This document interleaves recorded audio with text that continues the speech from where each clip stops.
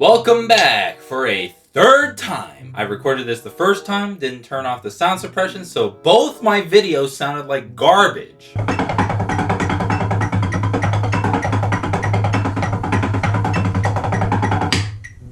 Second time, I didn't even hit record. Hello? Oh my god, no. Damn it. Taking L's. Literal L's. Let's go over the warm-up. So this whole warm-up is basically about zones. When you do the rounds, you want to focus on where you're placing your sticks when it comes to scrapes, threes, even singles. Anything that you play on the quads, you should be able to play it on one single drum. I played it on drum 2. The point of doing it on drum 2, or for anything for that matter, is to get sticking right, consistent sound, whatever flams, diddles, anything. Any little detail just to get it done on one drum. Because if you can't do it on one drum, you won't be able to do it on the rest. First 4 bars are the same as the last 4 bars with a release, where the first bar is just singles, and then you go to doubles, and then you go into triples. And this last bar, I know this has its own like rudiment name, I don't remember what it's called, but I just think of it as 1, 2, 3, 1, 2, 3, right? Into 3 more doubles. So you can end on right hand just to do the exact same thing. Starting on the first bar, it's gonna sound weird because it's not, this is all in triplets in 4/4, but it's not, the patterns aren't really in triplet for at least the first and the 5th bar. They're in patterns of 4. You've got 4 notes here, 1, 2, 1, and then you go to the outer drum, that same pattern, and you do the same pattern on 1 and 4. It's weird when you go from the second pattern to the third, because if you're focused on the zones, if you don't move your left hand, you are technically crossing over, but you won't have time to go to the 4. Move your left hand fast enough once you've hit this one, and obviously you don't gotta like jerk over to drum 4. It should just be enough to where you can move and you can hit drum 1. Be aware that if you are doing zone work, you can hit here instead of here, while you can see I'm hitting here instead of here, because you got a big ball for a hand, you know what I mean? Enough of that bar. We get to the second bar, and it's basically quad stuff. Like, this is typical quad stuff. It's scrapes. Just make sure if you hit that first rim, it means you're moving before you even hit the drum. If you're hitting the second rim, it means you're not moving fast enough, or like you didn't move enough, or for some reason you went all the way out here. So second bar. We get to there, very flowy, super nice. We get to the threes. This deals with momentum. Once you've hit your second note, you don't want the momentum to take you across the drum. Stay in that zone so that you are ready for whatever's next, and it comes back later. So I'll describe that later, but that's the third bar. Fourth bar, we get into the little bit of a harder thing. We do that, which is super easy, and then your right hand gets its first 3 across the drum. This is where you can take the stick. You can see where you're starting, where your midpoint is, and where you end. That is your shortest distance that you want to go for a 3. So that's your first official 3 across the drum on your right hand. Then you got doubles. This really brings up the momentum thing.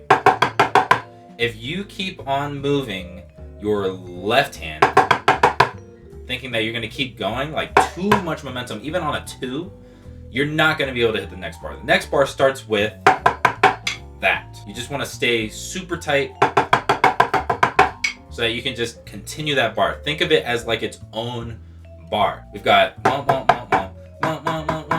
and then we go over here to do the next 4. This is where it gets weird. So obviously you're not going back to 3, you're continuing. This is where you want to use momentum to your advantage. So, and people have different opinions about this. My second right hand, instead of hitting here, which is the closest technically, I'm moving it over to the left side of drum 1. And the reason why is the following note is a scrape of 2 and 4. So this is where you want to use momentum to your advantage. So you hit here and then you hit left side here. You still keep the left hand, you know, in its zone, but the moment you hit here, you're ready for the next note. And technically you could say, well, I'd be ready if I do over here. But do you see the difference? Like this distance versus this distance. That is a really nice little distance. So keeping the momentum actually helps here. You know what I mean? The rest will kind of be pretty easy. It's like really flowy after this. This is all scrapes to the left, and then the last two are to the right. So left, left, left, left, and then right, right. So it's just really, really flowy. Into here, we get to the threes. This is where the left hand now has the threes, where you don't want to continue momentum and look like you're waving at people. But you just keep that and focus on not pushing too far on drum 4. And once that is done, last bar is easy cake. It's just down the drum. 1, 2, 3, and then 2, 2, 2, spank. My big thing about this one, like I said, the warm-up is called Zone It Up. It is supposed to deal with zones, the momentum that you feel from going across drums and how to use it and how to avoid using too much momentum, keeping that chill vibe in your playing, because you don't want to be super tense when doing this, especially since this is at 199. At the faster speeds, you don't want to like death grip. You want to have that open, like open space without taking your fingers off the stick. Don't take your fingers off the stick. I'm always watching. But anyways, I hope you guys enjoyed this. I hope you guys are enjoying what I'm doing with this. You're going to be seeing a short very soon for what I'm going to be making next, whether that's a random lick, random warm-up, maybe some other things. I'm enjoying it a lot. It's pushing my limits, to be honest, and having a lot of fun with writing in this way. It's cool, because I wouldn't write at 199. You kidding me? This is all for anybody just to try and get better. I mean, this is for me to also get better. So, let's do it together. Hope you guys enjoyed, and I'll see you guys in the next one. See ya!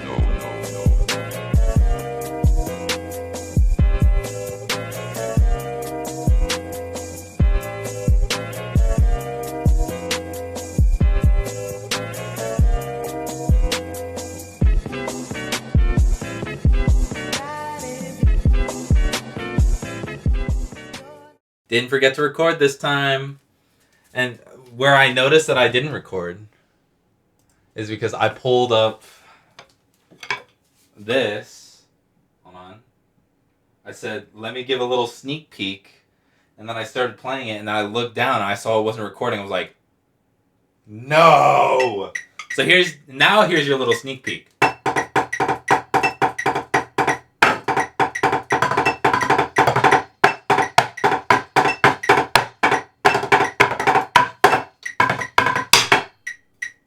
That's all you're getting. That is literally all you're getting. It's almost done. Okay? Calm down.